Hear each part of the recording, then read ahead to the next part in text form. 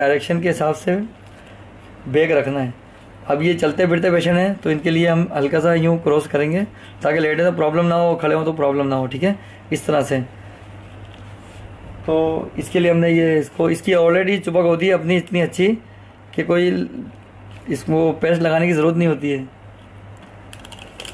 ये देखिए, ठीक है, स्किन ड्राई है बिल्कुल।